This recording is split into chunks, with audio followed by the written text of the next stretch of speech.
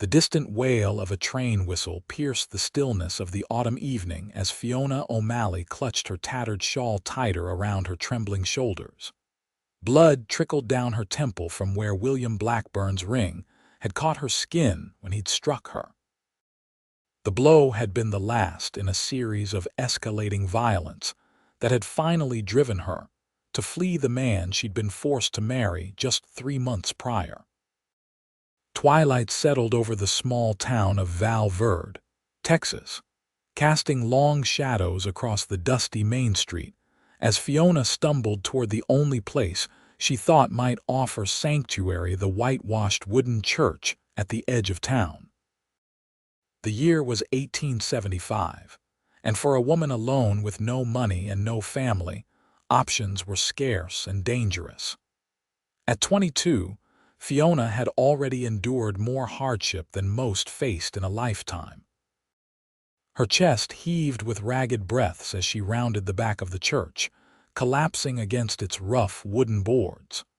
The tears she'd been fighting burst forth in earnest now, hot and bitter as they mixed with the blood on her face. She pressed her palm against her mouth to muffle her sobs, knowing William would be searching for her. The property laws of Texas meant she was little more than his possession, and William Blackburn never let go of what he considered his. The sound of approaching boots on the hard-packed earth made Fiona press herself deeper into the shadows behind the church. She held her breath, praying whoever it was would pass by without noticing her. "Hello," a deep voice called out softly. "I know someone's there. I heard you crying." Fiona remained silent, frozen with fear. The footsteps drew closer to her hiding place. "Come out," the voice said, gentle but firm. "You're not alone anymore." The stranger's boots came into view, worn leather with silver spurs that caught the fading light. Fiona's gaze traveled upward, taking in dusty denim pants, a gun belt with a gleaming Colt revolver, a blue cotton shirt, and finally the face of a man she'd seen around town but never spoken to. Preston Norwood, the cowboy who worked at the Rocking M Ranch outside town. His face was partially hidden beneath the brim of his hat, but she could see his expression was one of concern rather than threat.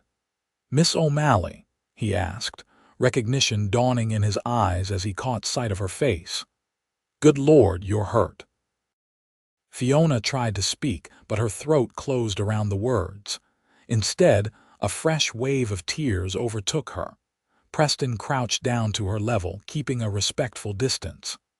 "I won't harm you," he said, "but you shouldn't be out here alone, especially not injured. Let me help you." "You can't," she finally managed to whisper. "No one can. He'll find me. He always does." Understanding crossed Preston's face. William Blackburn's reputation was well known in Val Verde. "Blackburn did this to you," she nodded, wincing at the pain the movement caused. "He won't touch you again," Preston said, his voice hardening. "Not while I draw breath." "You don't understand," Fiona said. "He's the bank manager. He owns half the businesses in town. No one stands against him." Preston's jaw tightened. "I'm not no one, Miss O'Malley. And I don't take kindly to men who beat women." He removed his bandana and held it out to her. "For your cut. Will you let me take you somewhere safe?" Fiona hesitated, weighing her limited options.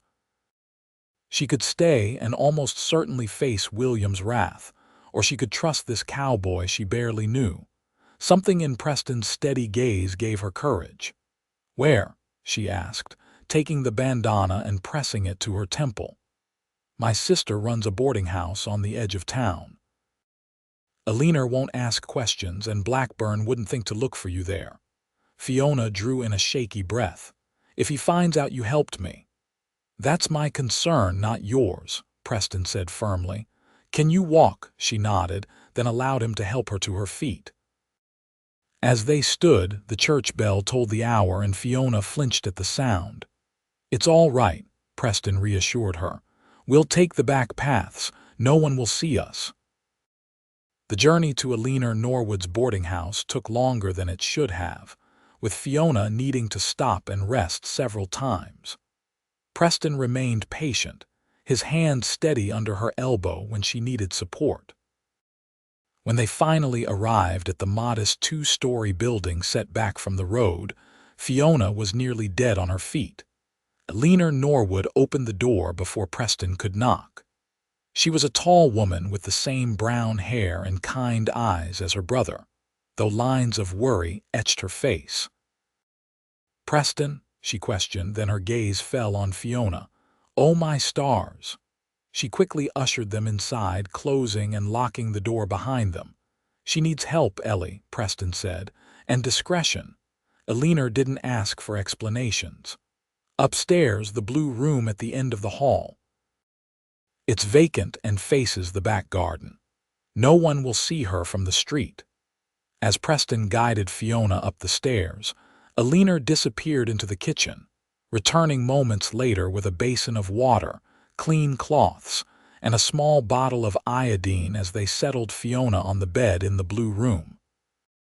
"I'll tend to her," Fiona said to Preston. "You go make sure you weren't followed." Preston hesitated, looking at Fiona. "I'll be fine," Fiona assured him, though her voice trembled. "Thank you for helping me." He nodded once, then left the room. Fiona set about cleaning Fiona's wound, her touch gentle but efficient. "My brother has a soft heart for those in need," Fiona said conversationally as she worked. "Always has since we were children, but he's no fool and he's not one to be trifled with either." "I don't want to bring trouble to your door," Fiona said. Fiona's lips pressed into a thin line. "Trouble's already at our door in the form of William Blackburn. That man's been a plague on this town since he arrived 5 years ago." She dabbed the cut with iodine, apologizing when Fiona winced. "Everyone knows what kind of man he is, but no one's had the courage to stand against him." "He'll come looking for me," Fiona said, voicing her greatest fear. "Let him," Fiona replied with surprising steel in her voice. "You'll be safe here. I've got a shotgun and know how to use it, and Preston is usually within shouting distance." She finished bandaging the wound. "Now you need rest and food. I'll bring you up some stew and bread." Left alone, Fiona surveyed the simple but clean room. A bed with a blue quilt, a washstand with a porcelain basin, a small dresser, and a rocking chair by the window. It was more comfort than she'd known in months. When Fiona returned with a tray of food, Preston was with her. He'd removed his hat, revealing thick brown hair in need of a trim. In the better light of the room, Fiona could see he was younger than she'd first thought, perhaps 26 or 27, with a face that looked like it smiled often, though it was serious now. "No sign of Blackburn or his men," Preston reported, "but word spreads fast in Val Verde. He'll know you're missing by morning, if not sooner." Fiona's appetite fled at the thought, but Fiona insisted she eat. "You need your strength," she said firmly. As Fiona forced down spoonfuls of the rich beef stew, Preston pulled a chair up to the bedside. "Miss O'Malley," he began. "Fiona, please," she interrupted. "You've saved me from a monster. I think that puts us on a first-name basis." A slight smile touched his lips. "Fiona, then, I need to know what happened tonight and what you plan to do next." The question caught her off guard. She hadn't thought beyond escape. "I don't know," she admitted. "I have no family, no money of my own. William made sure of that." Preston's expression darkened. "How did you come to marry him in the first place, if you don't mind my asking?" Fiona set down her spoon. "My father died last year. The farm was mortgaged to Blackburn's bank. He offered marriage in lieu of foreclosure." She laughed bitterly. "I thought I was saving our home, but he sold it anyway, right after the wedding. Said a banker's wife had no need for a farm." "That's downright criminal," Fiona muttered. "But legal," Fiona added. "Everything he's done has been within the bounds of the law." "Not beating you," Preston said sharply. "That's never right, law or no law." Fiona touched the bandage at her temple. This was the worst it's been, but not the first time. Usually he's careful not to leave marks where people can see. The rage that flashed across Preston's face made Fiona flinch instinctively. He noticed and immediately softened his expression. "I'm sorry," he said. "My anger isn't directed at you." "I know," she replied. But after months of living with William's temper, it's hard not to expect the worst when someone gets angry. Preston nodded in understanding. "You can stay here as long as you need to. We'll figure something out." "I can't hide forever," Fiona said, "and I have nowhere to go." "One step at a time," Alina advised. "First, you rest and heal, then we'll tackle the future." After they left her to sleep, Fiona lay awake in the unfamiliar bed, listening to the night sounds of the boarding house. For the first time in months, she felt safe, if only temporarily. The kindness of the Norwood siblings was unexpected in a world that had shown her little mercy. Especially Preston, with his gentle voice and fierce protectiveness. She wondered what it would be like to be truly cared for by a man like him, then chided herself for such foolish thoughts. She was still a married woman, regardless of how monstrous her husband was. As sleep finally claimed her, Fiona's last thought was of Preston's words, "You're not alone anymore." She desperately wanted to believe that was true. The morning brought with it the harsh light of reality. Fiona awoke to the sounds of raised voices downstairs. She crept to the door and opened it a crack, straining to hear. "Have no right to search my establishment," Alina was saying firmly. "I have every right to look for my wife," William Blackburn's smooth, cultured voice replied. Fiona's blood ran cold at the sound. "She's in a delicate state of mind, prone to fits of hysteria. I'm concerned for her safety."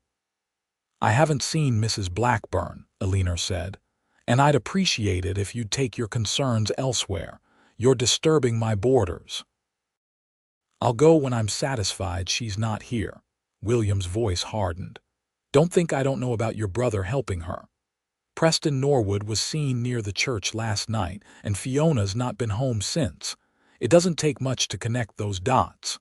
Fiona's heart hammered in her chest.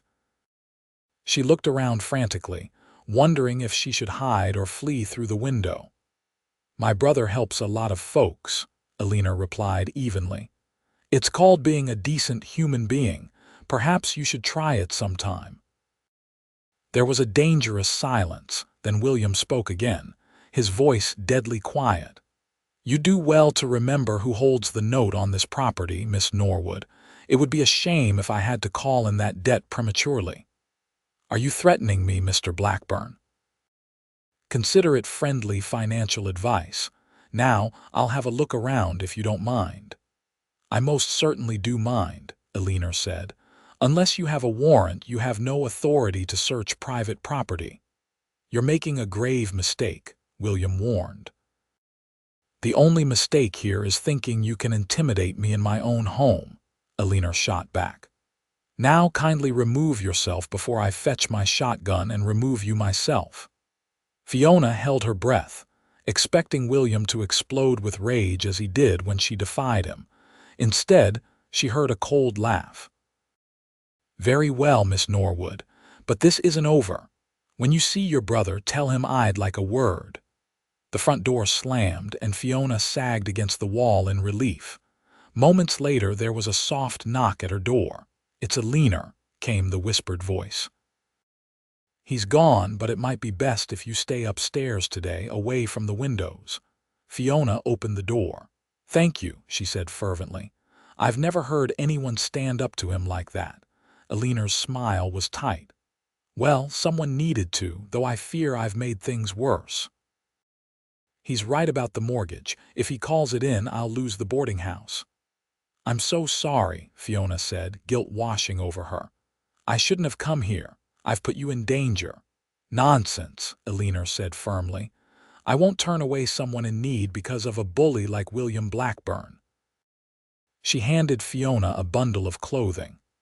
"These might be a bit large, but they're clean, and I've brought up some breakfast." After Alina left, Fiona changed into the borrowed dress, grateful to be out of the clothes she'd worn during her escape. The simple blue calico was indeed too big, but with some strategic pinning, she made it work.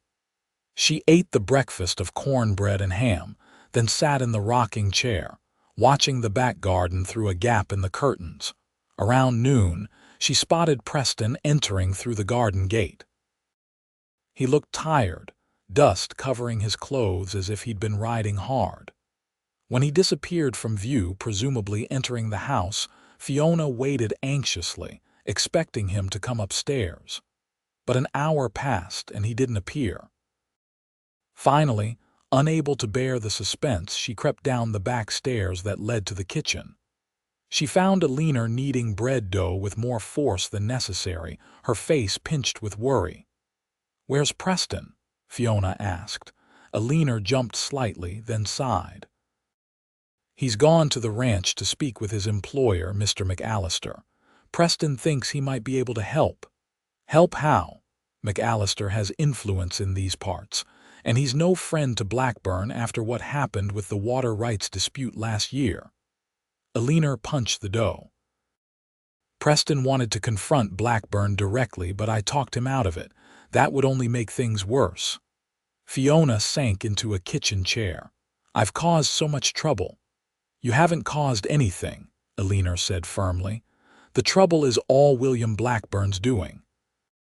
She divided the dough into loaves. "Preston should be back by evening.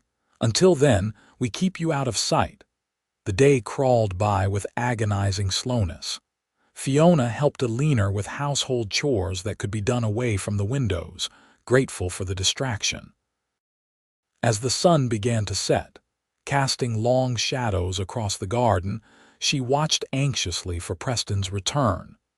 When he finally appeared at the back door, his expression was grim but determined. He removed his hat as he entered the kitchen, running a hand through his hair. "McAllister's willing to help," he announced without preamble. "He's sending a telegram to a judge he knows in Austin. Says there might be grounds for annulment, especially with evidence of cruelty." Hope flared in Fiona's heart, then dimmed. "Evidence? It would be my word against his." "Not necessarily," Preston said. "Dr. Michaels saw you when Blackburn broke your wrist in April. He told me he documented it, though Blackburn claimed it was an accident." Fiona stared at him. "How did you know about that?" "This is a small town," Preston said simply. "People notice things, even if they don't speak up." He looked away. "I should have done something sooner. We all should have." "It wouldn't have mattered," Fiona said. "I wouldn't have left him then. I still believed I could make the marriage work somehow, that it was my fault he was angry." She shook her head at her own naivety. "It took me too long to realize nothing I did would ever be enough."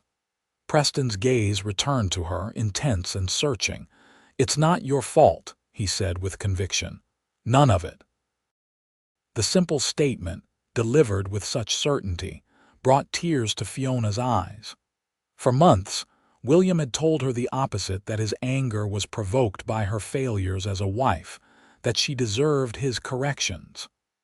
"McAllister's offered you sanctuary at the ranch," Preston continued. "It's far enough from town that Blackburn won't think to look there, and there are enough hands around that you'd be safe." "What about you and Alina?" Fiona asked. "William threatened to foreclose on the boarding house." Preston's jaw tightened. "Let him try." "McAllister's offered to buy Alina's mortgage from the bank. Blackburn won't be able to use that against us anymore." "Why would Mr. McAllister do all this for a woman he's never met?" Fiona asked suspiciously. "Because he's a decent man," Preston said. "And because Blackburn's been a thorn in his side for years. He's happy for the chance to take him down a peg." He paused. "And because I asked him to." There was something in the way Preston said those last words that made Fiona's heart beat faster. "You've done so much for me already." "I've done what any decent man would do," Preston insisted. "No," Fiona shook her head. Most men would have walked on by when they heard someone crying behind the church. You stopped. You helped. You're still helping. A faint color touched Preston's cheeks. We should leave for the ranch at first light, he said, changing the subject. It's about 2 hours' ride. Alina can pack some provisions. I'll get everything ready, Alina said, moving to the pantry. Left momentarily alone with Preston, Fiona found herself suddenly shy. Thank you, she said softly, for everything. He looked at her then, really looked at her, and something passed between them, a connection that transcended their brief acquaintance. You don't need to thank me, he said. I only wish I could do more. The moment was broken by Alina's return with a basket of food. You'll need more than this for the journey, she said, but it's a start. As they made plans for the morning departure, Fiona felt something she hadn't experienced in a long time: hope. It was fragile and uncertain, but it was there, like the first green shoot after a long winter. The next morning dawned clear and cool, perfect for travel. Fiona wore the borrowed dress from Alina, now altered to fit her better, and a warm shawl against the autumn chill.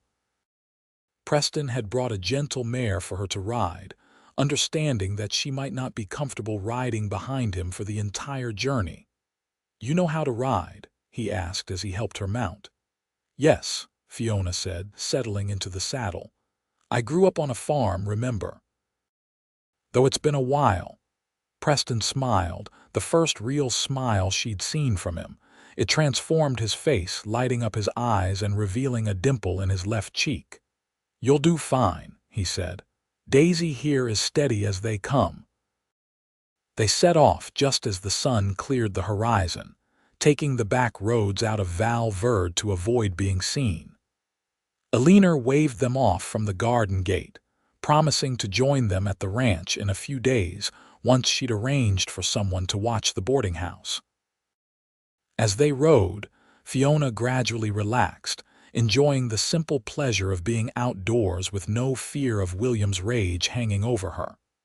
Preston was a quiet companion, but not uncomfortably so. He pointed out landmarks as they traveled, sharing bits of local history.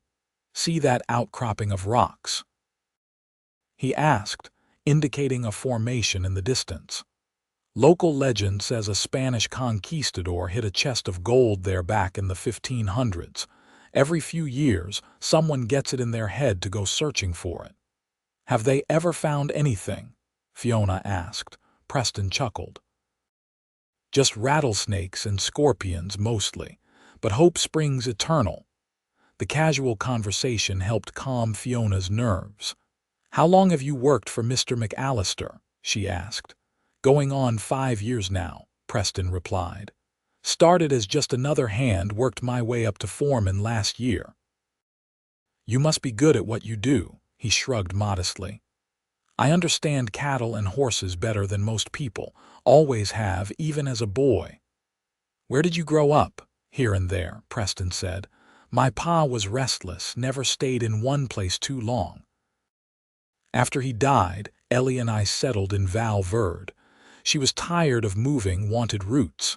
He glanced at her. What about you? You mentioned a farm. We had a small place about 10 miles from town, Fiona said. Nothing grand, but it was home. My mother died when I was 14, so it was just Pa and me until last year. She swallowed hard. After he died, I tried to keep it going, but the drought made it impossible to meet the mortgage payments. And that's when Blackburn stepped in, Preston finished for her. Fiona nodded. He seemed kind at first, interested in my ideas for the farm. Said he admired my determination. She laughed bitterly. Once we were married, he made it clear what he really thought of my unfeminine interests. Said no wife of his would work the land like a common laborer. Preston's expression darkened. Some men feel threatened by a woman with a mind of her own. William certainly did, Fiona agreed. The first time he hit me was when I disagreed with him about selling the farm. After that, I learned to keep my thoughts to myself. She shook her head. Or I tried to anyway. Apparently, I wasn't very good at it. I'm glad you weren't, Preston said quietly. When she looked at him questioningly, he elaborated. If you'd become what he wanted, you might never have found the courage to leave. The simple observation struck Fiona deeply. She'd never thought of her so-called failings as a wife in that light before. Perhaps her inability to become the meek, obedient woman William demanded wasn't a flaw, but a strength, the part of her that refused to be broken completely. They stopped at midday to rest the horses and eat some of the food Alina had packed. Preston spread a blanket under a cottonwood tree, and they sat in comfortable silence, watching a hawk circle overhead. "What will happen when we reach the ranch?" Fiona asked eventually. Preston took a sip from his canteen before answering. "McAllister's wife, Sarah, will get you settled in the guest cabin. It's small but comfortable. You'll be safe there while we wait to hear from the judge. And if the judge says there's nothing to be done." If I'm legally bound to William forever? The question had been haunting her since they left Val Verde. As much as she appreciated the Norwoods and McAllister's help, she knew the law favored husbands in nearly every way. Preston met her gaze steadily. "Then we find another way," he said with quiet determination. "McAllister has connections in California. If necessary, you could start fresh there where Blackburn has no influence." "You've thought this through," Fiona said, surprised. "I don't do things halfway," Preston replied simply. "If I commit to helping someone, I see it through." "Is that all this is to you?" Fiona asked before she could stop herself. "Just seeing through a commitment to help someone in need." The moment the words left her mouth, she regretted them. What right did she have to ask for more from this man who'd already done so much? Preston was quiet for so long that Fiona thought he wouldn't answer. Finally, he said, "No, that's not all this is. But you're in a vulnerable position, and I wouldn't take advantage of that by speaking of other considerations." His careful response made Fiona's heart race. "Other considerations," she pressed gently. Preston looked away, focusing on repacking their lunch supplies. "We should get moving if we want to reach the ranch before dusk," he said, clearly uncomfortable with the direction of their conversation. Fiona didn't push further, but as they continued their journey, she found herself stealing glances at his profile, wondering what he'd left unsaid. For the first time since her disastrous marriage, she allowed herself to imagine a different future, one where she might find happiness again, perhaps even love. The Rockingham Ranch came into view in the late afternoon, a sprawling property with a large main house, several outbuildings, a bunkhouse for the ranch hands, and corrals filled with horses and cattle. As they approached, a tall man with silver hair stepped out onto the porch of the main house. "That's McAllister," Preston told her. "He's gruff but fair. His wife Sarah is the kindest woman you'll ever meet." As if summoned by his words, a plump woman with a warm smile joined her husband on the porch. She waved enthusiastically as Preston and Fiona dismounted in front of the house. "Preston," she called, "we were starting to worry." "Sorry for the delay, Mrs. McAllister," Preston said, removing his hat. "We took the long route to avoid any unwanted attention." "Wise decision," Mr. McAllister said, stepping forward to shake Preston's hand. His gaze shifted to Fiona. "You must be Mrs. Blackburn." Fiona flinched at the name. "Yes, sir. Though I prefer Fiona O'Malley if you don't mind." Something like approval flickered in McAllister's eyes. "Miss O'Malley it is, then." He gestured toward his wife. "This is my better half, Sarah." Sarah McAllister immediately enveloped Fiona in a gentle hug. "You poor dear," she said. "You look exhausted.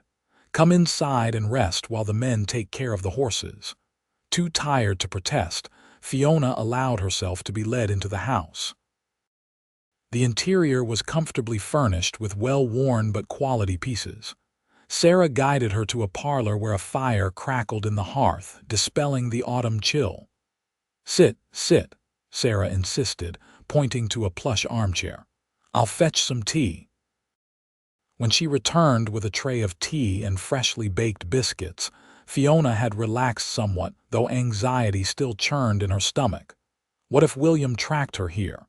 What if the judge refused to help? "What if you're safe here?" Sarah said, as if reading her thoughts. "The ranch hands are loyal to my husband, and they all know to keep watch for strangers." "I don't want to put anyone in danger," Fiona said. "Nonsense," Sarah replied, pouring tea into delicate china cups. "James, that's Mr. McAllister, has been itching for a reason to take that Blackburn fellow down a peg or two since he tried to cheat us on the water rights last year."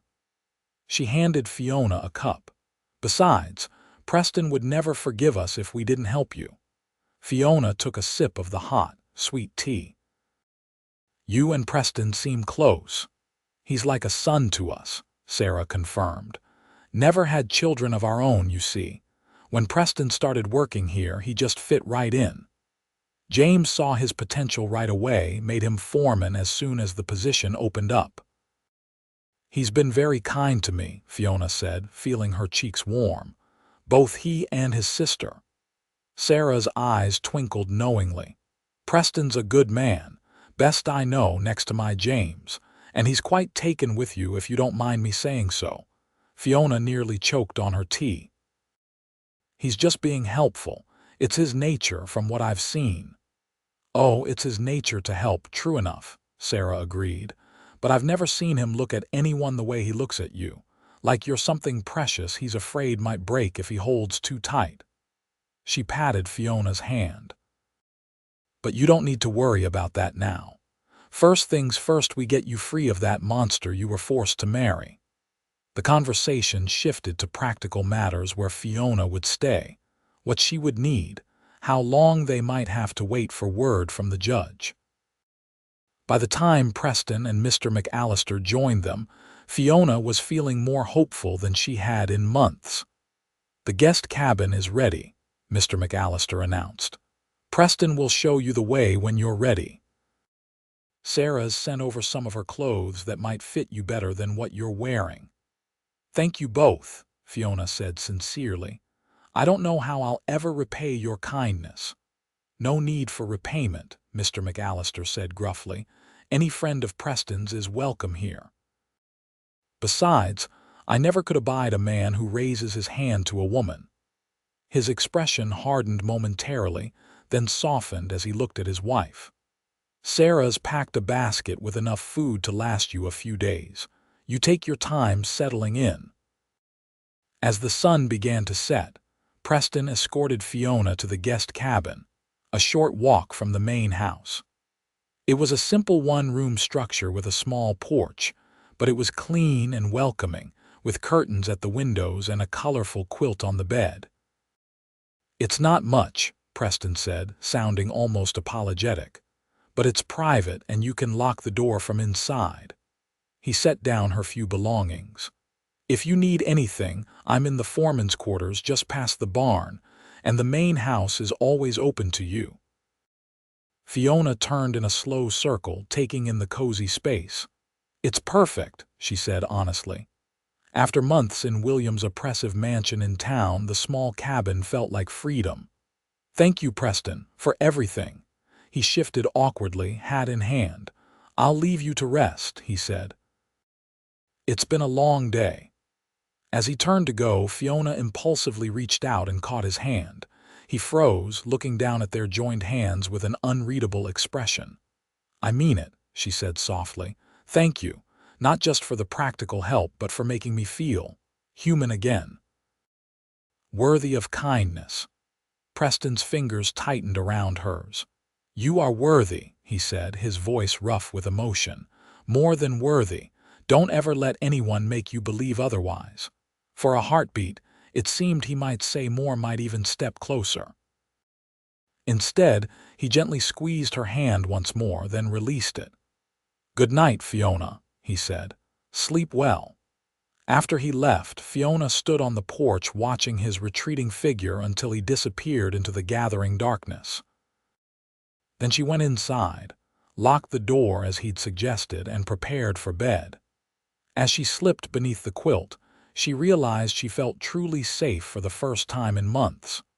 With that comforting thought, she fell into a deep, dreamless sleep. The next week passed in a blur of new routines and cautious hope. Fiona spent her days helping Sarah in the kitchen or garden, grateful for the normalcy of simple chores.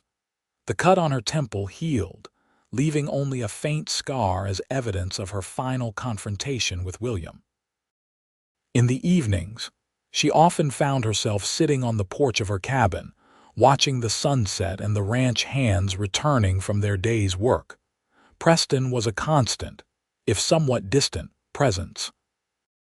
He checked on her daily, always polite, always concerned for her welfare, but never pushing for more than she was ready to give. Fiona found herself looking forward to these brief interactions, savoring the quiet strength he exuded and the way his rare smiles transformed his serious face. On the 8th day after their arrival, Preston rode into the ranch yard at midday, dust coating his clothes from a hard ride. Fiona, who had been helping Sarah hang laundry, felt her heart leap at the sight of him, then plummet as she noted his grim expression. "What's wrong?" she called, abandoning the wet sheet she'd been about to pin to the line. "Blackburn's in town, throwing his weight around," Preston said without preamble. "He's offering a reward for information about your whereabouts." Fear clutched at Fiona's throat. "Has anyone talked?" "Not that I know of," Preston assured her. "But Val Verd's a small town and money talks. It might be best if you stayed close to the main house for a while, just to be safe." Sarah placed a comforting hand on Fiona's shoulder. "No one who knows you're here would betray you, dear." James made sure of that. Preston dismounted, handing his reins to a nearby ranch hand. "There's more," he said, his voice lowering. "Eleanor sent word that Blackburn's hired some men from out-of-town rough types. They've been asking questions all over the county. Bounty hunters." Sarah asked, alarmed. "Something like that," Preston confirmed. "McAllister's gone to speak with the sheriff, but the sheriff is in William's pocket," Fiona finished for him, remembering how the lawman had turned a blind eye to her bruises in the past. "Maybe, maybe not," Preston said. "Sheriff Thorne might be cautious around Blackburn because of his influence, but he's not corrupt. If McAllister can convince him there's legal grounds for your separation, he might refuse to help Blackburn find you." "And if he can't?" Fiona asked, voicing the fear they were all thinking. Preston's jaw set in a determined line. "Then we might need to consider moving you somewhere safer, further away." The thought of being separated from Preston and the safety she'd found at the ranch sent a pang through Fiona's heart. But she nodded, understanding the gravity of the situation.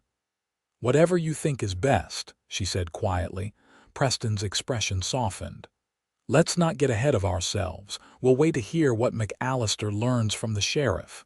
In the meantime, try not to worry too much." It was easier said than done. As the day wore on, Fiona found herself jumping at every sound, peering anxiously toward the road that led to the ranch. By evening, when McAllister still hadn't returned, her nerves were stretched to the breaking point. She was sitting on the porch of her cabin, wrapped in a shawl against the cooling air, when Preston approached. He carried a lantern in one hand and had a rifle slung over his shoulder, a precaution that did nothing to ease her anxiety. "Mind if I join you?" he asked. Fiona gestured to the empty chair beside her. "Please." Preston set the lantern on a small table and leaned the rifle against the wall before taking a seat. For a while, they sat in companionable silence, watching as stars appeared one by one in the darkening sky. "You think he'll find me?" Fiona finally asked, giving voice to the fear that had been haunting her all day. Preston didn't insult her with false reassurances. "It's possible," he admitted. "Blackburn has resources and determination, but so do we." "I'm so tired of being afraid," Fiona said, her voice barely above a whisper.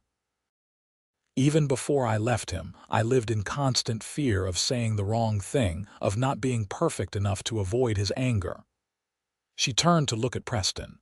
"Do you know what I fear most now?" "What?" he asked softly. "That even if I get free of him legally, I'll never truly be free in here." She tapped her temple. "That I'll carry the scars of what he did forever." Preston was quiet for a long moment before he responded. "Scars don't fade completely," he said, "but they do heal. They become part of you without defining you." Something in his tone made Fiona look at him more closely. "You sound like you know from experience." He nodded, his gaze fixed on the distant horizon. "My father was like Blackburn, charming to outsiders, a monster at home. My mother took the worst of it, shielding Alina and me when she could." His hands clenched into fists on the armrests. "He killed her when I was 15. Claimed it was an accident that she fell down the stairs. No one questioned it." Horror and sympathy washed over Fiona. "Preston, I'm so sorry." He shook his head. "It was a long time ago, but it's why I can't abide men like Blackburn. Why I couldn't just walk away when I heard you crying behind that church." Without thinking, Fiona reached over and laid her hand over his clenched fist. "What happened to your father?" A grim smile touched Preston's lips. "Officially, he died in a hunting accident 2 years later. Fell into a ravine." The implication was clear. "And unofficially?" Fiona asked softly. Preston finally looked at her, his eyes dark with old pain. "Let's just say it wasn't entirely an accident and leave it at that." In that moment, Fiona understood the depth of Preston's commitment to helping her. This wasn't just kindness or even attraction, it was a deeply personal mission born from his own painful past. "Thank you for telling me," she said, squeezing his hand. "For trusting me with that." His fist unclenched beneath her touch, his fingers slowly intertwining with hers. "I've never told anyone that before," he admitted. "Not even McAllister knows the full story." "Why tell me?" Fiona asked, genuinely curious. Preston's gaze held hers steadily. "Because I want you to understand that you're not alone in this. That I know what it's like to live in fear and what it takes to overcome it." He paused. "And because I care about you, Fiona, more than I probably should, given the circumstances." The admission hung in the air between them, fragile and powerful. Fiona's heart hammered in her chest as she realized the depth of her own feelings for this quiet, honorable man. "I care about you too," she whispered. "And that terrifies me almost as much as William does." "Why?" Preston asked, his thumb tracing gentle circles on the back of her hand. "Because I've been so wrong before," Fiona explained. "I thought William was a good man when I married him. What if I'm wrong again? What if I can't trust my own judgment anymore?" "That's what Blackburn wanted to make you doubt yourself," Preston said. "But you're stronger than he knows. You proved that when you left him." His free hand came up to gently touch the fading scar at her temple. "Trust takes time to rebuild. I'm willing to wait, however long it takes." The tenderness in his touch and the sincerity in his words broke something open inside Fiona, a well of emotion she'd kept tightly sealed since her marriage turned to nightmare. Tears spilled down her cheeks, not of fear or pain this time, but of relief and something dangerously close to hope. Preston brushed the tears away with his thumb. "I didn't mean to make you cry," he said softly. "These aren't sad tears," Fiona assured him, managing a watery smile. I don't know what they are exactly, but they're not bad." The moment stretched between them, charged with unspoken feelings. Preston leaned forward slightly, his eyes asking a question. Fiona answered by closing the distance between them, her lips meeting his in a tentative kiss. It was nothing like William's demanding, possessive kisses. Preston's lips were gentle against hers, offering rather than taking, and when she pulled back, his eyes were warm with emotion. "I should go," he said reluctantly. "It's getting late." Fiona nodded, though part of her wanted him to stay. "Will you come back tomorrow?" "Wild horses couldn't keep me away," he promised with a smile. He stood, collecting his rifle and lantern. "Lock your door after I leave. I'll be within shouting distance all night if you need anything." After he'd gone, Fiona touched her fingers to her lips, still feeling the gentle pressure of his kiss. For the first time in longer than she could remember, the future didn't look bleak and frightening. Instead, it held possibilities tentative and uncertain, but real nonetheless. She was still smiling when she locked the door and prepared for bed. The sound of approaching horses woke Fiona before dawn. For a disoriented moment, she didn't know where she was, then memory flooded back, along with fear. She scrambled from bed and peered out the window, her heart pounding. In the dim pre-dawn light, she could make out several riders entering the ranch yard. At their head was a familiar figure that made her blood run cold: William Blackburn, sitting tall and straight on his expensive black stallion. Fiona stumbled back from the window, her mind racing. How had he found her? What should she do? Hide?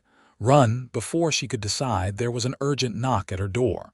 "Fiona," Preston's voice called quietly.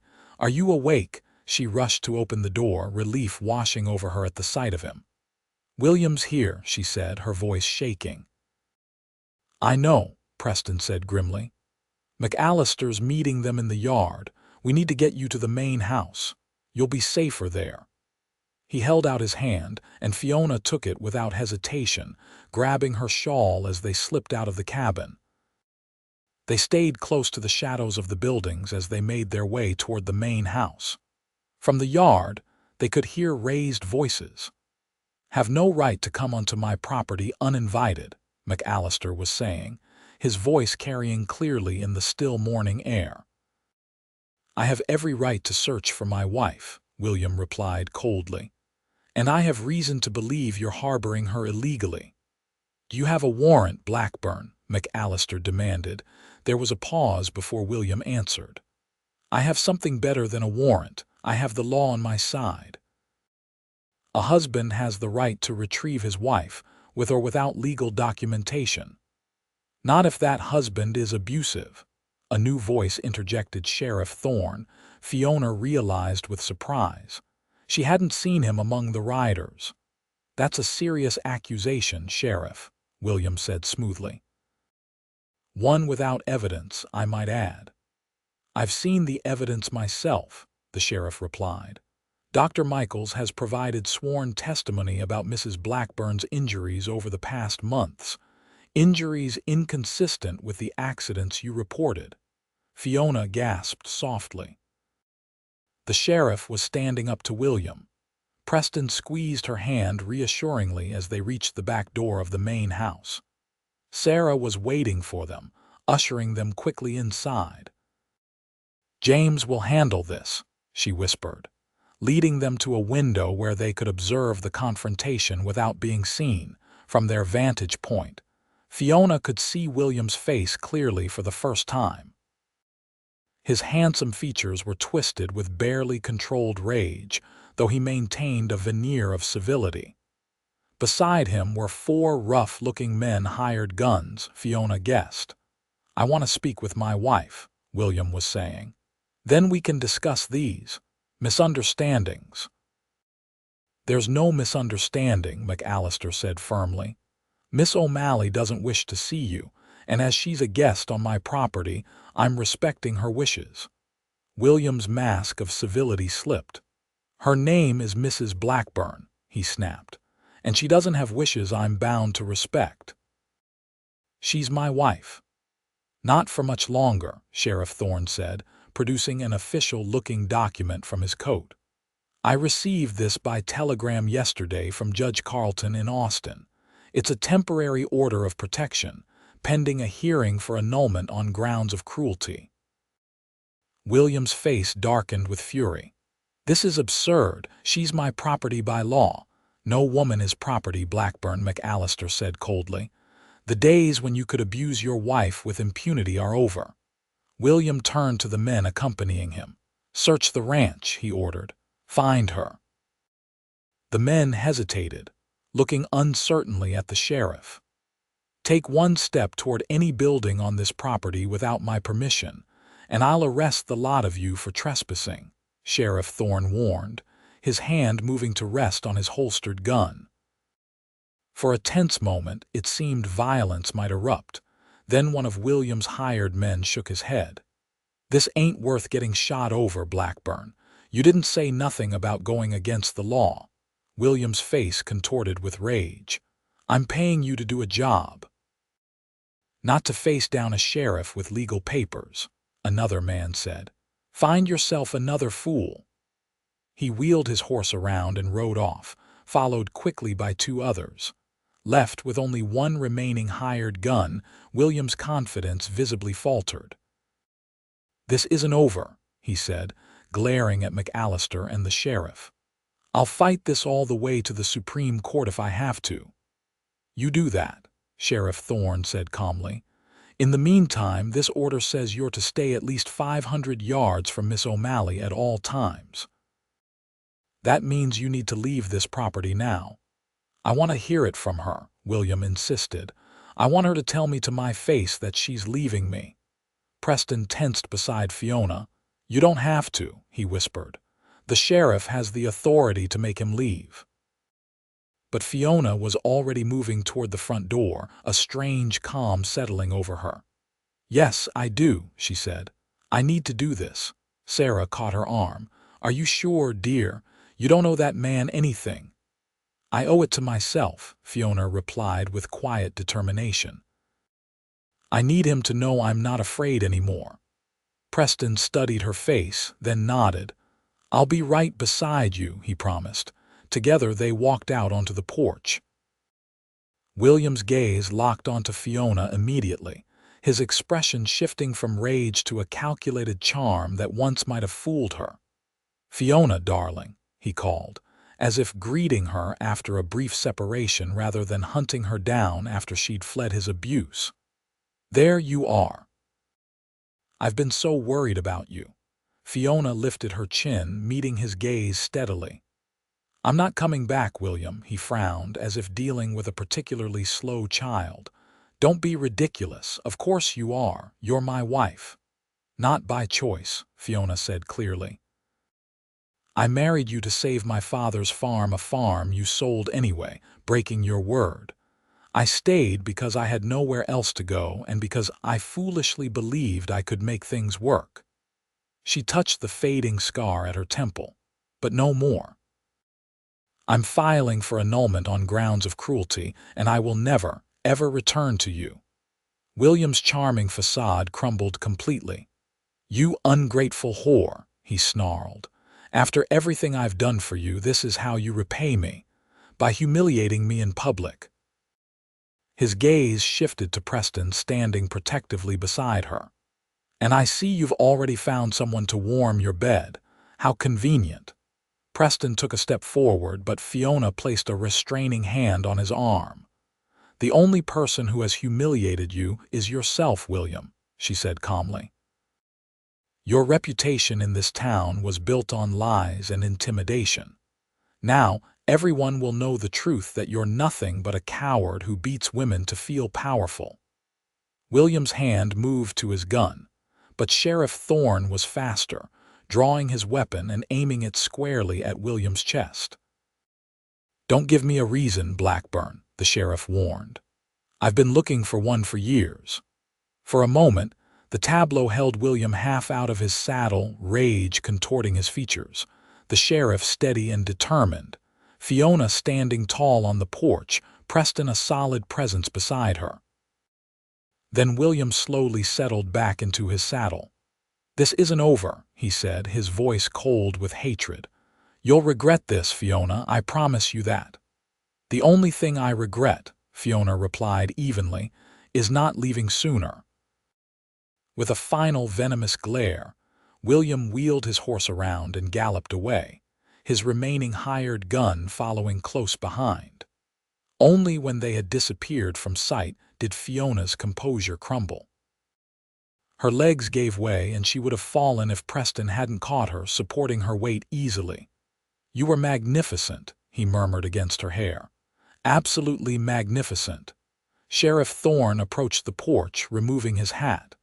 "Miss O'Malley," he said formally, "I owe you an apology. I suspected what was happening, but I didn't act on it. That was wrong of me." Fiona straightened, finding her strength again. "Thank you for being here today, Sheriff, for standing up to him." Thorne nodded grimly. "Better late than never, I suppose." "Judge Carleton's sending formal annulment papers. Should be here within the week. In the meantime, that protection order is in full effect. If Blackburn comes within 500 yards of you, I can arrest him." "He won't give up easily," Fiona warned. "You know how he is." "I do," the sheriff acknowledged, "which is why I'll be keeping a close eye on him until this is resolved." He replaced his hat. "McAllister has my contact information if you need anything, and Miss O'Malley. For what it's worth, I'm glad you got away from him." After the sheriff departed, the tension that had been holding Fiona upright dissolved completely. She sagged against Preston, exhaustion overwhelming her. "Come inside," Sarah urged, leading them back into the house. "You need to rest." The remainder of the day passed in a blur. Fiona slept for several hours, waking to find that word of the confrontation had spread throughout the ranch.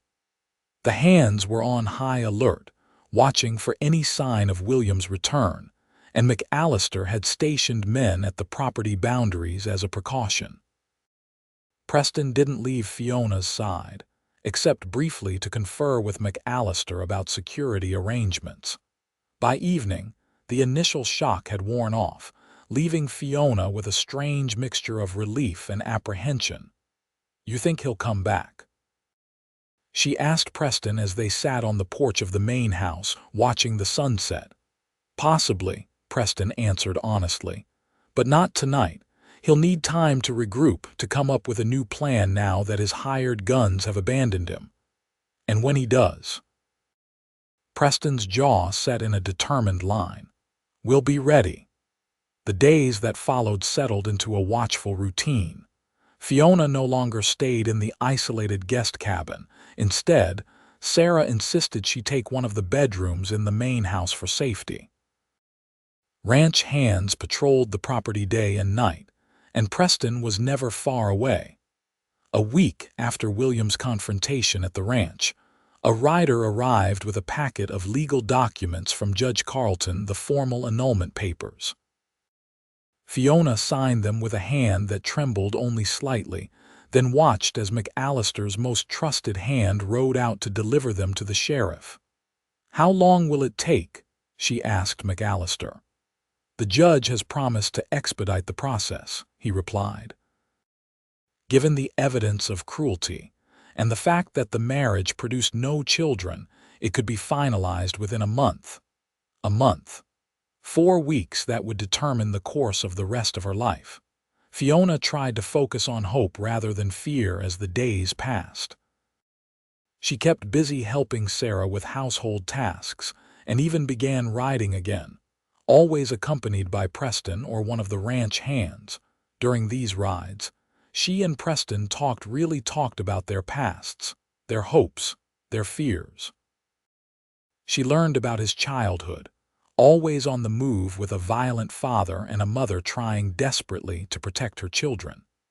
He told her of his dreams to have his own small ranch someday, a peaceful place where he could raise horses.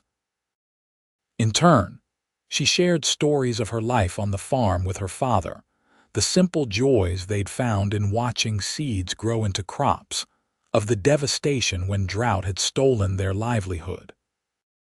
She spoke haltingly of her time with William, finding that each telling made the memories less powerful, less frightening. "If the annulment is granted," Preston asked one afternoon as they rested their horses by a small creek. "What will you do?" Fiona trailed her fingers through the cool water, considering. "I don't know," she admitted. "I have no home, no money. I suppose I'll need to find work." "Sarah mentioned you're good with numbers," Preston said. "McAllister could use help with the ranch books. He's complained for years about how disorganized they are." "That's very kind," Fiona said, "but I can't impose on the McAllisters' generosity forever." Preston was quiet for a moment, then said carefully, "What if you didn't have to?" Fiona looked up at him questioningly. "I've been saving to buy my own place," he continued. "It's not much, just 100 acres with a small house about 10 miles north of here. McAllister helped me negotiate the purchase last year. I've been fixing it up in my spare time, planning to move there eventually." He met her gaze. "It has good soil. Could be a farm again with some work." Fiona's heart quickened as she began to understand what he was suggesting. "Preston, I'm not proposing," he said quickly. "Not yet. That would be too soon for both of us. But I wanted you to know that when you're ready, if you're ever ready, there's a place for you, with me, if you want it." The simple offer, made without pressure or expectations, brought tears to Fiona's eyes. "I don't know what to say." "You don't have to say anything now," Preston assured her. "Just know that you have options. You're not alone anymore, Fiona. Whatever you decide, whatever happens with the annulment, you'll never have to face it alone again." Impulsively, Fiona leaned forward and kissed him, a brief, sweet connection that promised more. "Thank you," she whispered against his lips, "for everything." They returned to the ranch hand in hand, a new understanding between them. That night, Fiona slept more peacefully than she had in months, her dreams filled not with fear but with possibilities. The next morning brought news from town. William had left Val Verde, supposedly on business, to San Antonio. The sheriff had confirmed his departure, though he warned that it might be a ruse to lower their guard. What business would take him to San Antonio? Fiona wondered aloud as she helped Sarah prepare breakfast. "Nothing good," Sarah replied grimly. "That man's up to something." Her words proved prophetic. 3 days later, a telegram arrived from McAllister from a contact in San Antonio. Fiona was in the garden when he came looking for her, his expression grave. "What is it?" she asked, dread pooling in her stomach. McAllister handed her the telegram. "Blackburn's been meeting with lawyers in San Antonio, expensive ones." Fiona read the brief message, her hands shaking. "He's contesting the annulment, claiming I'm mentally unstable and that Preston abducted me." She looked up at McAllister, fear gripping her heart. "Can he do this?" "He can try," McAllister said, "but he won't succeed. We have evidence of his abuse, sworn testimony from Dr. Michaels and the sheriff's support. Blackburn has money and influence, but he doesn't have the truth on his side." Preston joined them, having heard the news from one of the hands. "What's our next move?" he asked McAllister. "We fight," the older man said simply. "Judge Carlton is a fair man. He'll see through Blackburn's lies." But Fiona wasn't so certain. She'd seen firsthand how persuasive William could be, how easily he charmed those he wished to impress. "What if he does convince the judge? What if they force me to go back to him?" The thought was unbearable, returning to that house of pain, to William's cruel hands and crueler words, knowing now what freedom felt like. Preston took her hand, his grip firm and reassuring. "That won't happen," he promised. "But if by some miracle Blackburn manages to block the annulment, we have other options." "California," Fiona remembered. "You mentioned starting fresh there." Preston nodded. "McAllister has friends in Sacramento who would help us." "It would mean leaving everything behind, but I have nothing to leave behind," Fiona said. "Except fear." That evening, they gathered in the main house to discuss their strategy. McAllister had sent for his lawyer from Austin, who was expected to arrive within days. In the meantime, they would continue as before, vigilant but hopeful. Blackburn will return to Val Verde eventually, McAllister predicted. When he does, we'll be ready. The waiting was the hardest part. Days stretched into a week, then two.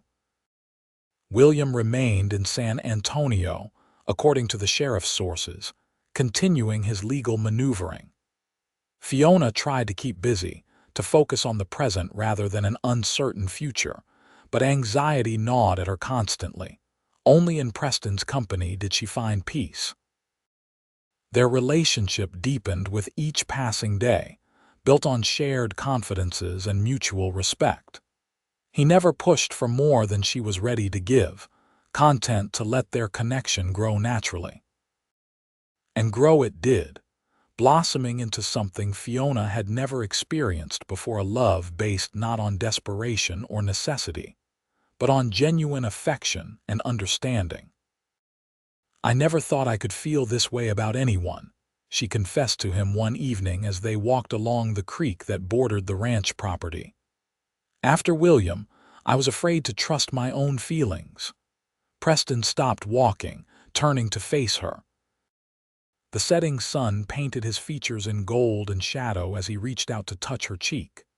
"And now," Fiona leaned into his touch, "now I know what love is supposed to feel like," she said softly. "Not possessive or controlling, but supportive, freeing." She met his gaze steadily. "I love you, Preston. Whatever happens with William and the annulment, that won't change." The words hung in the air between them, honest and unadorned. Preston's eyes widened slightly, then softened with emotion. "I love you too, Fiona," he said, his voice rough with feeling. "More than I ever thought possible." Their lips met in a kiss that sealed their declaration, tender at first, then deepening with shared passion. When they finally broke apart, both breathless, Preston rested his forehead against hers. "I wish I could marry you tomorrow," he murmured. "Make a life with you on that little piece of land I told you about." "We'll get there," Fiona promised. "One way or another." They returned to the ranch hand in hand, hearts full despite the uncertainty that still shadowed their future. As they approached the main house, they noticed unusual activity. Several horses were tied at the hitching post, and voices could be heard from within. McAllister's lawyer must have arrived, Preston guessed. But when they entered the house, they found not only the expected lawyer, a distinguished gentleman with silver hair and spectacles, but also Sheriff Thorne, and a well-dressed stranger who introduced himself as Judge Carleton from Austin. "Your Honor," Fiona said, stunned to find the judge himself in the McAllisters' parlor. "We weren't expecting you." Judge Carleton smiled kindly. "When I heard the lengths to which Mr. Blackburn was going to prevent this annulment, I decided to come and see the situation for myself." He gestured to the papers spread on the table before him. "I've reviewed the evidence presented by both sides, including Dr. Michael's testimony and the documentation of your injuries." Fiona's heart hammered in her chest. And I'm prepared to grant the annulment immediately," the judge said. "Mr. Blackburn's claims of your mental instability are clearly fabricated, and the evidence of his cruelty is substantial." Relief washed over Fiona in a dizzying wave. She swayed slightly, and Preston's arm went around her waist, supporting her. "Thank you, Your Honor," she managed. "Don't thank me yet," Judge Carleton cautioned. "There's something else you should know." Sheriff Thorne stepped forward, his expression grim. "Blackburn returned to Val Verde yesterday. When he heard the judge was coming personally to rule on the annulment, he didn't take it well." "What did he do?" Preston asked sharply. "He threatened to burn down the bank if the judge ruled against him," Thorne said. "Said if he couldn't have what was his, no one would. I tried to arrest him, but he fled. My deputies and I have been searching for him since last night." Fear clutched at Fiona's heart. He's dangerous, she warned. When he's crossed, he becomes someone else entirely. We're taking precautions, the sheriff assured her. I've got men watching all the approaches to the ranch, and the judge has 2 federal marshals with him. As if to punctuate his words, 2 stern-faced men in dark suits nodded from their position by the parlor door. The marshals, Fiona presumed. Let's proceed with the annulment, Judge Carlton said. The sooner it's official, the better. The next hour passed in a blur as Fiona signed the necessary papers, answered the judge's questions, and finally heard the words she'd been praying for. I hereby declare this marriage null and void on grounds of cruelty. Miss O'Malley, you are legally free from William Blackburn. Free. The word echoed in her mind, almost too wonderful to believe. She looked at Preston, finding her joy mirrored in his eyes. There's one more thing, the sheriff said, breaking into her thoughts. Given Blackburn's threats and unstable behavior, the judge has issued a permanent restraining order against him. He's not to come within 1,000 yards of you ever. Will that stop him? Fiona asked skeptically. If he has any sense, it will, Judge Carlton said. Violating a judicial restraining order is a serious offense that could land him in prison. And if he doesn't have any sense, Preston asked the question that was on all their minds. The judge exchanged glances with the sheriff. Then the law will deal with him accordingly. After the judge and his entourage departed, promising to return to town before nightfall, Fiona stood on the porch with Preston, watching the sun sink toward the horizon. The official document granting her annulment was clutched in her hand, a simple piece of paper that represented her freedom. I can hardly believe it's over, she said softly. Preston's arm encircled her waist. Not over, he corrected gently. Just beginning. She smiled up at him, feeling lighter than she had in years. You're right, it's a beginning. They stayed on the porch as twilight deepened into night, discussing dreams and plans for the future. Preston spoke of finishing the work on his small ranch, of the horses he hoped to raise there. Fiona shared her ideas for reviving the farm portion of the property, growing vegetables and perhaps even flowers to sell in town. It won't be easy, Preston cautioned. Starting over never is. Nothing worthwhile ever is, Fiona replied, but we'll be doing it together. That makes all the difference. The peace of the evening was shattered by the sudden pounding of hooves approaching the ranch at speed. Preston was instantly alert, moving Fiona behind him as he peered into the darkness. A rider burst into the yard, his horse lathered with sweat from hard riding. It was one of McAllister's hands who'd been in town. Fire, he shouted as he reined in. The bank's on fire. Blackburn did it just like he threatened. The whole town's fighting to keep it from spreading. McAllister emerged from the house, Sarah close behind. Is anyone hurt? He demanded. Not that I know of, the hand reported. Sheriff Thorne is organizing a bucket brigade. He sent me to warn you that Blackburn was heard saying he was coming here next. Said if he couldn't have the bank, he'd take what else was his. Fiona's blood ran cold. He's coming for me. Over my dead body, Preston said grimly.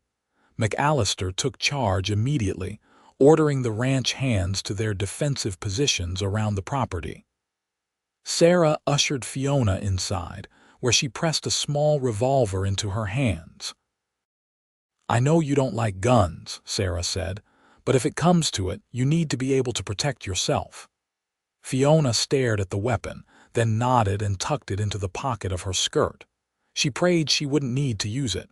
Preston joined them in the parlor, his rifle in hand. The men are in position, he reported to McAllister. If Blackburn shows up, we'll be ready. The wait was excruciating. Every sound, the creak of the house settling, the distant howl of a coyote, the rustling of leaves in the night breeze made Fiona start. An hour passed, then another. McAllister paced the parlor, occasionally stepping outside to confer with the hands keeping watch. It was nearly midnight when the first shot rang out, followed by shouts of alarm from the direction of the barn. Preston was on his feet instantly, moving to the window. "Stay here," he ordered Fiona and Sarah. "Lock the doors behind us." He and McAllister hurried outside, rifles at the ready. Fiona and Sarah rushed to secure the house, then took up positions at different windows, watching for any sign of danger. The night erupted in gunfire, sharp cracks that split the darkness, followed by the shouts of men. Fiona strained to see what was happening, but the moon had set, leaving only starlight to illuminate the yard. "Over there," Sarah suddenly hissed, pointing toward a shadow that detached itself from the darkness near the corral. "Someone's trying to sneak around to the back of the house." Fiona squinted, then felt her blood freeze as moonlight briefly illuminated the intruder's face. "It's William," she whispered. He was moving stealthily toward the back of the house, a gun in one hand, something else clutched in the other, a bottle with a rag stuffed in the top. A firebomb, Fiona realized with horror. He meant to burn down the house with them in it.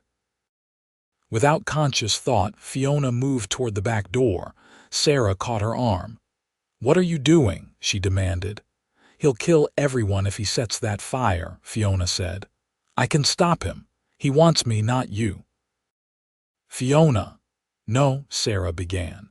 But Fiona had already slipped from her grasp, easing the back door open and stepping out into the night. The cool air hit her face as she closed the door quietly behind her. She could see William more clearly now, creeping along the side of the house toward the back porch where she stood. His face was twisted with malice, barely recognizable as the handsome man who had once courted her. Taking a deep breath, Fiona stepped into his line of sight. "William," she said, her voice steadier than she felt. He froze, then a slow, terrible smile spread across his face. "Fiona," he said, his voice caressing her name in a way that made her skin crawl. "How convenient. I was just coming to find you." "I know," she said, taking a careful step away from the house, drawing him after her. "You set fire to your bank." William shrugged, following her movement. "If I can't have it, no one can. The same goes for you, my dear wife." "I'm not your wife anymore," Fiona said. "The annulment was granted today. It's over, William." Rage flashed across his face. "It's over when I say it's over," he snarled. "You belong to me. You've always belonged to me." "No," Fiona said firmly. "I belong to myself. I always did. You just convinced me otherwise for a while." William's grip tightened on the bottle in his hand. "If I can't have you," he said, his voice terrifyingly calm, "then your precious Cowboy won't either. I'll burn this place to the ground with both of you in it." He raised the bottle, reaching for the matches in his pocket. Fiona's hand moved to the revolver in her skirt pocket, but before she could draw it, a shot rang out. William staggered, the bottle dropping from his hand and shattering on the ground, spilling kerosene that immediately ignited into a small, controlled fire. Fiona looked up to see Preston emerging from the shadows, rifle still raised. William clutched his shoulder, blood seeping between his fingers. "You shot me," he said incredulously, staring at Preston. "Be grateful I didn't kill you," Preston replied coldly, keeping the rifle trained on him. "Though I still might if you give me reason." William's hand moved toward his fallen gun, but Preston was quicker, kicking the weapon out of reach. "Don't," he warned. Footsteps pounded around the side of the house as McAllister and several ranch hands arrived, drawn by the shot and the brief flare of fire, which was already sputtering out in the dirt. "What happened?" McAllister demanded, taking in the scene. "Blackburn was about to firebomb the house," Preston explained, not taking his eyes off William. "Fiona intercepted him. I shot him before he could light it." McAllister turned to one of the hands. "Ride for the sheriff. Tell him we've got Blackburn." As the ranch hand galloped off, William began to laugh, a chilling sound devoid of humor. "You think this is over," he said, looking directly at Fiona. "It will never be over. I'll find you wherever you go. I'll make you pay for this humiliation." "No, you won't," Preston said firmly. "You'll hang for arson, attempted murder, and whatever else the judge decides to charge you with." He moved to Fiona's side, his free hand gently touching her shoulder. "Are you all right?" She nodded, her eyes still fixed on William. "I'm fine." William's gaze darted between them, hatred twisting his features. "So it's true," he spat. "You've been whoring yourself to this. Cowboy." Before Preston could react, Fiona stepped forward, her chin raised. "That's enough, William," she said, her voice cold. "You've lost. Not just me, but everything: your bank, your reputation, your freedom. It's over." Something in her tone, the absolute certainty, the complete absence of fear, seemed to finally penetrate William's rage. For the first time, Fiona saw confusion in his eyes, then a flicker of doubt. "You've changed," he said, almost to himself. "Yes," Fiona agreed. "I have." The sheriff arrived with his deputies an hour later, taking William into custody despite his protests. The wound in his shoulder was superficial, Dr. Michaels confirmed after examining him at the ranch. He would face trial for arson, attempted murder, and violating a judicial restraining order, charges that together could send him to prison for many years. As William was led away in handcuffs, he looked back once at Fiona, standing on the porch with Preston's arm around her waist. The hatred in his eyes had dimmed, replaced by something close to bewilderment, as if he couldn't quite understand how he had lost control of a woman he'd once terrorized so completely. Fiona met his gaze without flinching, then deliberately turned away, dismissing him from her life as she leaned into Preston's embrace. "It's really over," she whispered as William was taken away. Preston pressed a kiss to her temple, right over the scar that was now barely visible. "Yes," he agreed. "Now we can begin." The morning dawned clear and bright, the kind of perfect autumn day that seemed created especially for new beginnings. Fiona stood on the porch of the main house, gazing out at the ranch that had become her sanctuary. In the weeks since William's arrest, life had settled into a pleasant rhythm. She'd taken over the ranch books for McAllister, discovering she had a talent for the work. Preston continued his duties as foreman while spending his free time making improvements to the small property he owned. "Penny for your thoughts," Sarah said, joining her on the porch with 2 cups of coffee. Fiona accepted one gratefully. "I was just thinking how much has changed in such a short time. 3 months ago I was trapped in a nightmare with no way out. Now you're free," Sarah finished for her with a smile. "And from what I hear, about to start a whole new adventure." Fiona blushed slightly. "Preston told you that he finally worked up the courage to propose properly?" "Yes, he did." Sarah's eyes twinkled. "Though I have to say, it took him long enough. You two have been dancing around each other for weeks." "He wanted to wait until William's trial was over," Fiona explained, "to make sure there were no legal complications with the annulment. The trial had been mercifully brief. With overwhelming evidence and multiple witnesses, William had been convicted on all charges and sentenced to 15 years in the state penitentiary. Fiona had testified only once, standing tall and speaking clearly, as she recounted the abuse she'd suffered. Preston had been by her side throughout, his quiet strength helping her face her former tormentor without fear.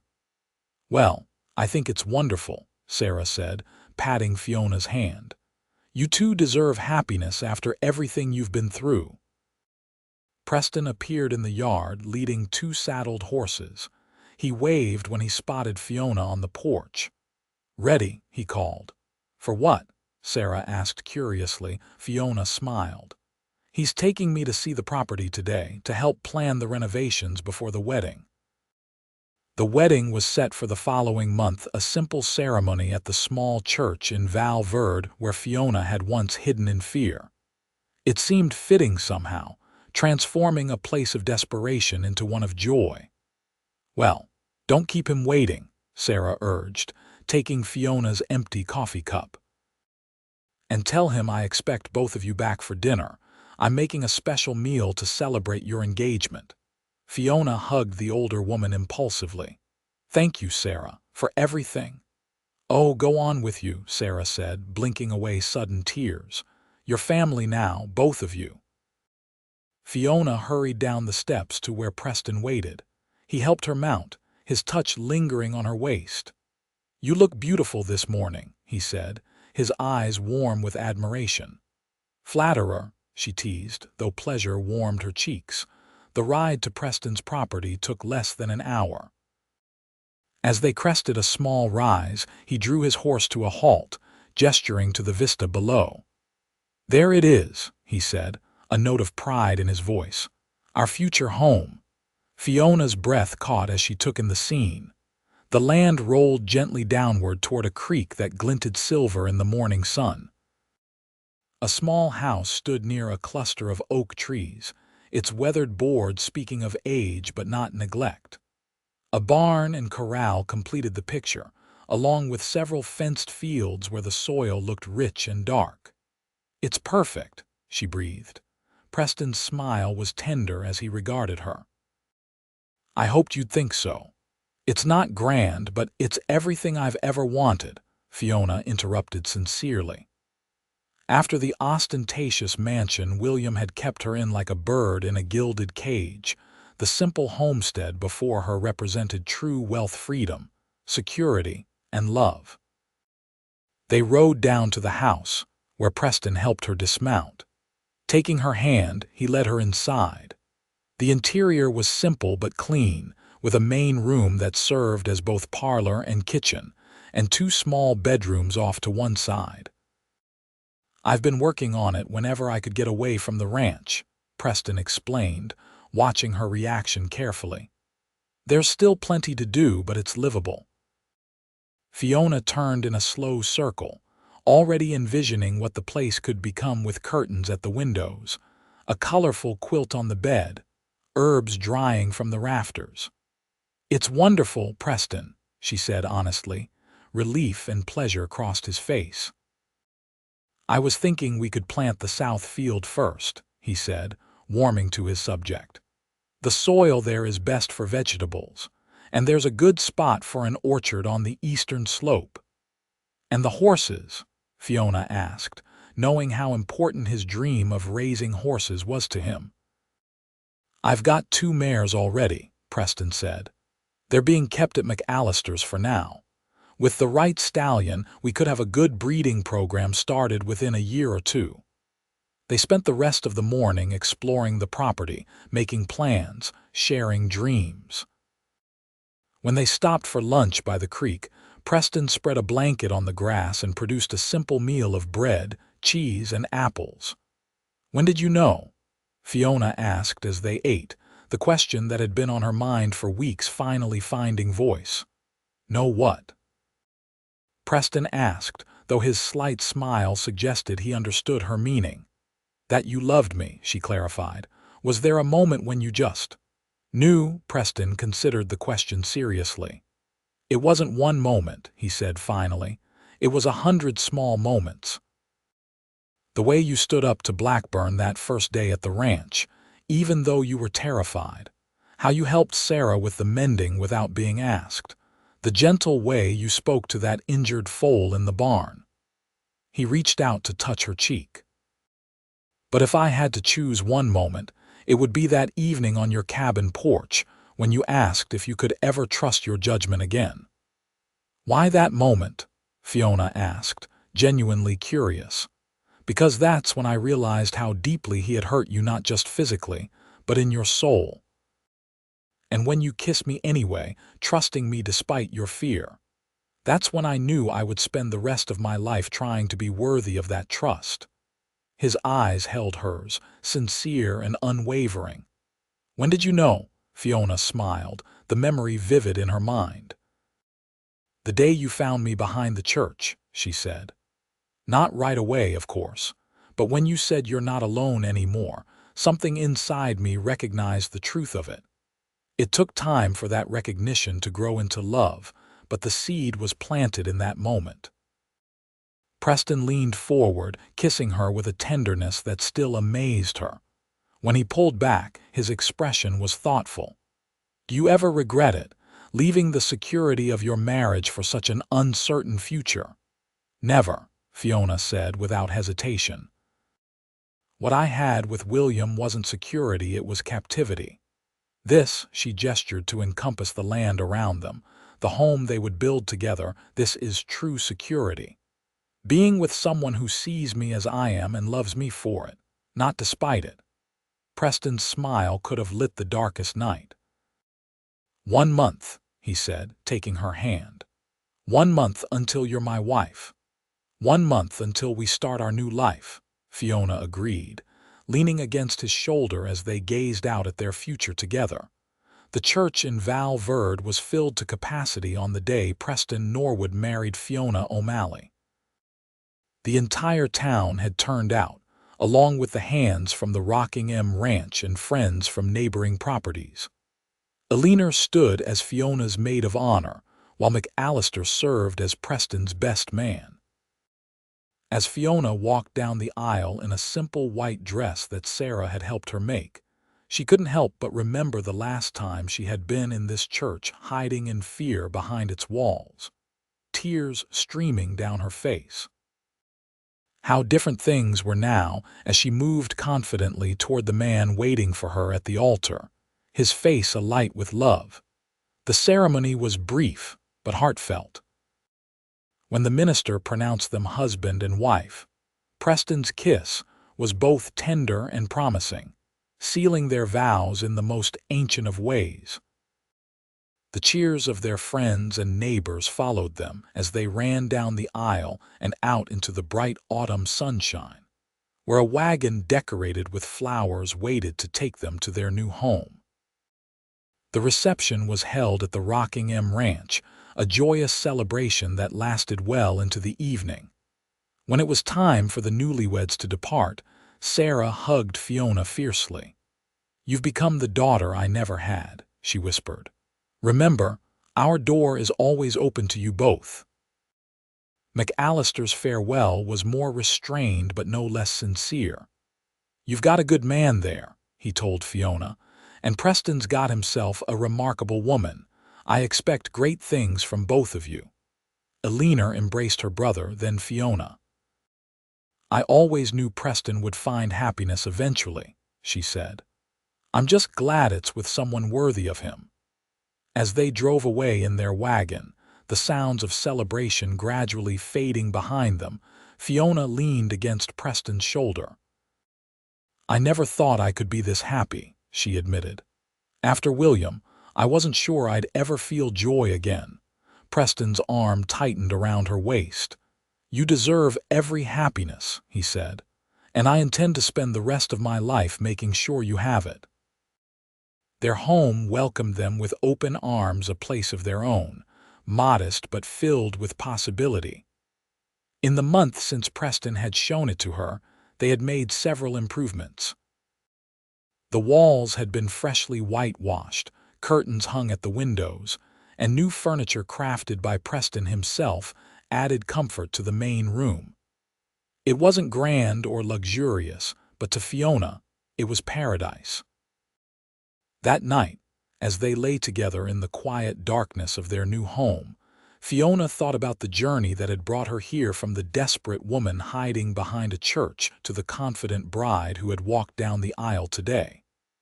The transformation seemed almost miraculous. "What are you thinking about?" Preston murmured, his fingers tracing lazy patterns on her bare shoulder. "About how far I've come," Fiona replied. "About how close I came to giving up that day you found me." Preston propped himself up on one elbow to look at her in the dim moonlight filtering through the window. But you didn't give up, he reminded her. You were brave enough to take a chance on a stranger when every instinct must have been screaming at you to run. Not every instinct, Fiona corrected softly. Something in me recognized something in you, something true and good. And now, he asked, his hand caressing her cheek. Fiona smiled, covering his hand with her own. And now I know I was right to trust that instinct, to trust you. Their lips met in a kiss that deepened with shared passion and promise. Whatever challenges the future might hold, they would face them together, no longer alone. 2 years later, Fiona stood on the porch of their home, watching Preston teaching their infant daughter to wave at the horses in the corral. At 14 months old, Lily was a curious, happy child with her father's brown hair and her mother's green eyes. Her birth had been the culmination of the joy that had been building in their lives since their wedding day. The property had flourished under their care. The vegetable garden Fiona had planted provided more than enough for their needs, with surplus to sell in town. Preston's horse breeding program had begun to gain recognition, with buyers coming from as far as Austin to purchase his carefully raised stock. The small orchard they'd planted together was still young, but promised abundant fruit in years to come. William Blackburn remained in prison, his appeals denied by judges who saw through his manipulations. His bank had been rebuilt and was now run by a fair-minded man from Austin who had reformed its lending practices. Occasionally, Fiona heard rumors that William still spoke of revenge, but such threats no longer held power over her. She had built a new life far stronger than the fear he had once inspired. As she watched Preston lift Lily high in the air, the child's delighted giggles carrying across the yard, Fiona remembered the words that had changed her life that autumn evening behind the church. "Come out. You're not alone anymore." Preston had kept that promise in every way. Through his love and steadfast support, Fiona had discovered strengths she never knew she possessed. She had learned that true security came not from wealth or social position, but from being truly known and loved by another soul. When Preston looked up and saw her watching them, his face broke into the smile that still made her heart skip a beat. With Lily balanced on his hip, he crossed the yard to join Fiona on the porch. "What's that smile for?" he asked, leaning in to kiss her cheek. "Just counting my blessings," Fiona replied, taking Lily into her arms. The child immediately reached for her mother's copper hair, a favorite plaything. Preston's arm encircled her waist. "Funny, I was doing the same thing just now." As the sun began its descent toward the horizon, painting the sky in shades of gold and pink, the small family stood together on the porch of the home they had built with love and determination. The past with its shadows could not touch them here in the warmth of the present, and the future stretched before them, bright with promise. For Fiona, who had once hidden behind a church in tears, there could be no greater miracle than this simple moment of happiness, proof that even the deepest wounds could heal, and that a heart once broken could learn to love again, stronger and more completely than before.